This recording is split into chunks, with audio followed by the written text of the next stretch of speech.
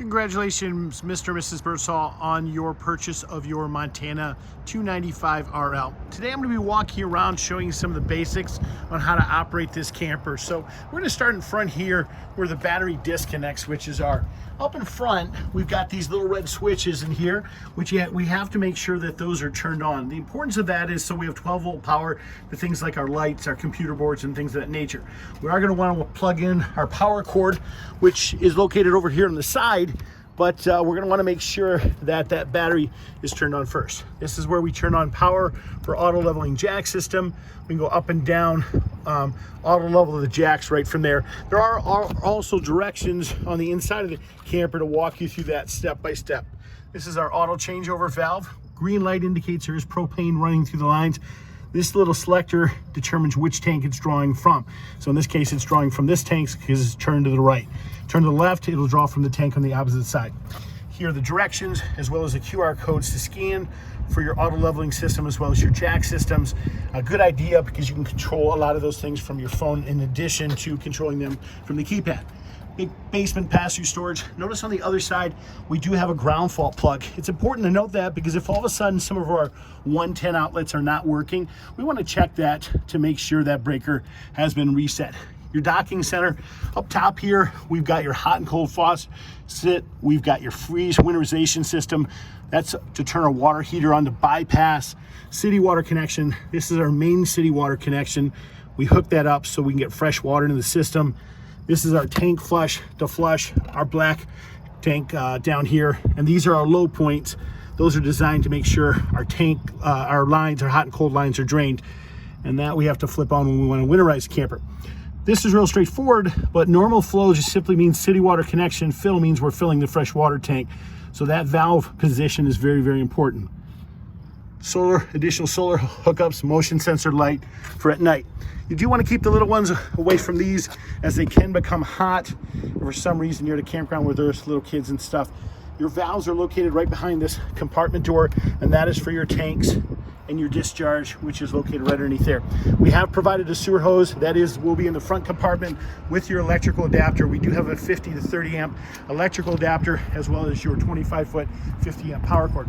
It's also a good idea to check your lug nuts on your tires after the first 250 miles, as they can become loose. So it's important to make sure that they're not, so you don't lose a tire going down the road. This is where we hook up your 25-foot 50 amp power cord. And once again, we have provided the adapters. They are in the front compartment.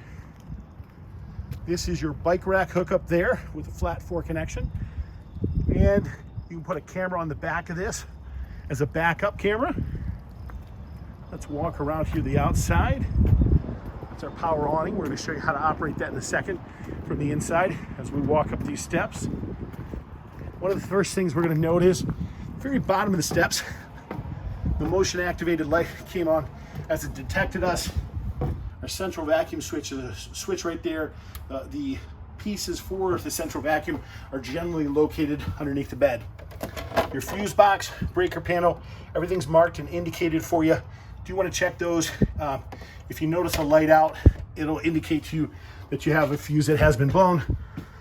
Overhead lights, switches right here. That'll turn on your center island lights. Interior light switches here. This will tell you our battery level condition, the level of our various tanks. This controls the slide outs, and of course our awning. So this is for our overhead fan, and then that's our heater for our battery system, and then the overhead fan as well for the kitchen, which is right up there. Our keys are around our kitchen faucet. We do have additional ground fault plugs on our island. So once again, it's important to note that if those plugs are popped, they need to be reset. Otherwise, you'll lose your 110 outlets. Carbon monoxide detector is right down there. We're going to walk you through the operation of your refrigerator here. What you do to turn that on, open this door up here. You'll turn this to on. If you turn it to auto, it's going to go to the most convenient power source. When you're plugged in, that means it's going to go to electricity. When you're not plugged in, if you have your gas turned on, it'll switch over to gas.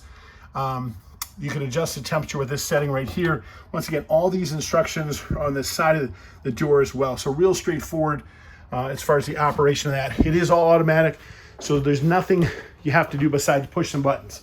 When you go to operate your stove, first thing you want to do is fold back your cover.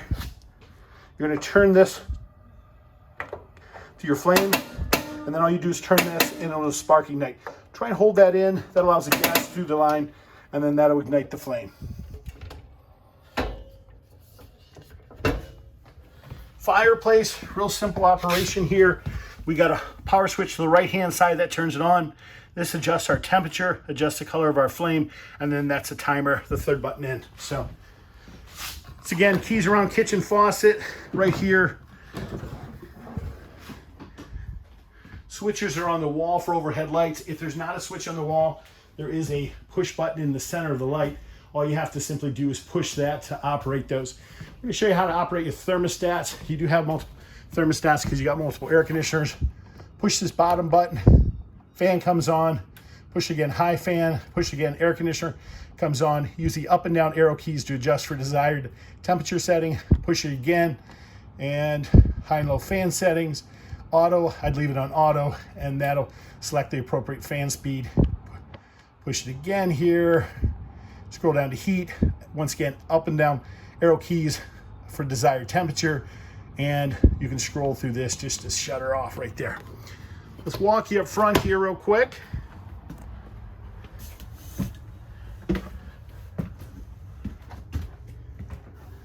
Amazing bedroom in this model. Absolutely one of my favorites. These lights, they are controlled by this switch here. Turns on the overhead lights. The bed lights are individually controlled. Push button in the center. Again, the thermostat up here to control the air conditioner in the roof. Walk you around into the bathroom here. Fan controls, light control. Turn those on. Foot flush for your toilet. Simply push that, depress that, and that'll open that up. You guys, this is John from Lakeshore RV Center. Just going over some of the basics on your new Montana 295 RL. We do appreciate your business. Please, if you've got additional questions, give us a call. You can reach me at 231-740-6225. We thank you, and I hope you enjoy your new Montana. Take care and have a great day.